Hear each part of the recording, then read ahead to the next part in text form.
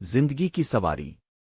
میں نے کبھی نہیں سوچا تھا کہ میری زندگی ایک دن اسی مقام پر پہنچ جائے گی جہاں مجھے اپنے بچوں کے سامنے شرم سے سر کانا پڑے گا۔ وہ لمحہ مجھے آج بھی یاد ہے جب میرے پاس اپنے بچوں کو کھانے کے لیے روٹی بھی نہیں تھی۔ میرے چھوٹے سے گھر کی دیواروں کے درمیان میرے خاندان کی آنکھیں مجھے دیکھ رہی تھیں، مجھ پر بھروسہ کرتے ہوئے کہ میں ان کی ضروریات پوری کروں گا۔ میرا نام عبد الرحمن ہے اور میں نوکری کے لیے روزانہ شہر کی طرف جاتا ہوں۔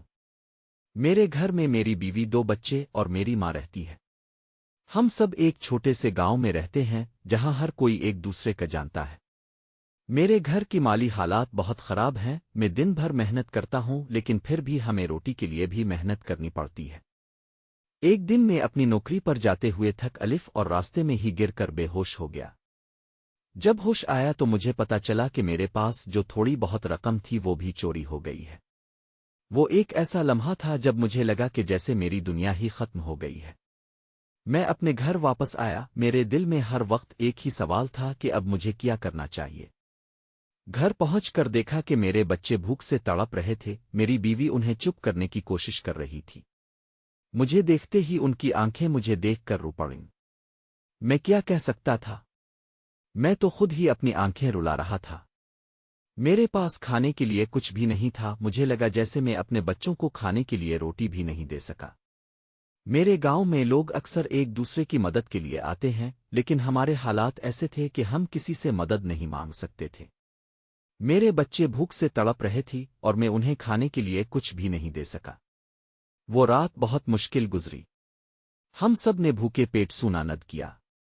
اگلی صبح میں نے فیصلہ کیا کہ مجھے شہر میں نوکری کے لیے جانا ہوگا، کسی بھی حال میں۔ میں نے اپنے گھر والوں کو کھانے کے لیے کچھ پیسے دے کر شہر کی طرف روانہ ہوا۔ میں نے شہر میں ایک نئی نوکری کی تلاش شروع کی۔ کئی دن تک مجھے نوکری نہیں ملی لیکن میں ہار نہیں مانا۔ میں ہر روز صبح سویرے اٹھ کر نوکری کی تلاش میں نکل جاتا تھا۔ ایک دن مجھے ایک کنسٹرکشن سائٹ پر کام مل گیا۔ وہ کام بہت مشکل تھا لیکن میں نے ہار نہیں مانی۔ میں دن بھر کام کرتا تھا اور رات کو اپنے گھر واپس آتا تھا۔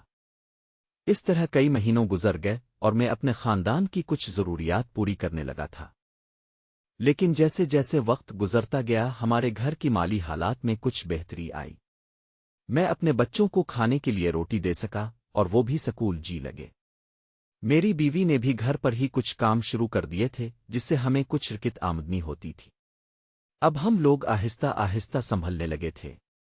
ہمارے گھر کی دیواروں پر پھر سے مسکراہٹیں لوٹ آئیں۔ میں اپنے بچوں کو سکول بھیج سکتا تھا اور وہ بھی ہمیشہ خوش رہتے تھے۔ میرے گھر والوں کی زندگی میں پھر سے خوشی آ گئی تھی۔ لیکن یہ سب کچھ آسان نہیں تھا۔ ہمیں اب بھی بہت سی مشکلات کا سامنا کرنا پڑتا تھا۔ ہمارے گاؤں میں لوگ اکثر دوسروں کی زندگی میں دخل اندازی کرتے ہیں۔ میرے خاندان کو بھی اسی طرح کی مشکلات کا سامنا کرنا پڑا۔ ہمارے رشتہ داروں نے ہمیشہ ہمیں پسند نہیں کیا تھا اور وہ ہمیں اکثر تنقید کا نشانہ بناتے تھے۔ ایک دن میرے چچا نے کہا کہ وہ ہمارے گھر کے ساتھ جو کچھ ہو رہا ہے وہ سب ہے۔ انہوں نے کہا کہ میں اپنے بچوں کو اچھی تعلیم نہیں دے رہا۔ وہ چاہتے تھے کہ میں اپنے بچوں کو کچھ اور کام سکھاؤں تاکہ وہ بڑے ہو کر اچھی نوکری حاصل کر سکیں۔ میرے چچا کی باتوں نے مجھ بہت دکھا دیا۔ میں نے انہیں جواب دیا کہ میں اپنے بچوں کی تعلیم کے لیے جو بھی کر سکتا ہوں وہی کروں گا۔ یہ سب کچھ سن کر میری بیوی بہت پریشان ہو گئی۔ اس نے مجھ سے کہا کہ وہ اب ہمارے رشتہ داروں سے بات نہیں کرنا چاہتی۔ وہ چاہتی تھی کہ ہم اپنی زندگی میں خوش رہیں اور کسی کو بھی ہمارے فیصلوں میں دخل اندازی نہ کرنے دیں۔ میں نے اپنی بیوی کو تسلی دی کہ ہم اپنی زندگی میں خوش رہیں گے اور کسی کو بھی ہمارے فیصلوں میں دخل اندازی نہیں کرنے دیں گے۔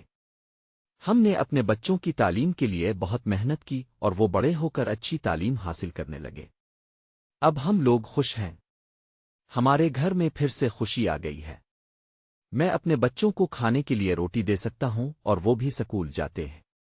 میری بیوی نے بھی گھر پر ہی کچھ کام شروع کر دیے ہیں جس سے ہمیں کچھ اتیرکت آمدنی ہوتی ہے۔ ہم لوگ آہستہ آہستہ سنبھل رہے ہیں۔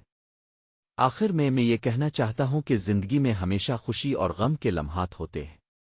ہم لوگوں کو ہمیشہ ایک دوسرے کی مدد کرنی چاہیے اور کبھی بھی ہار نہیں مانی چاہیے۔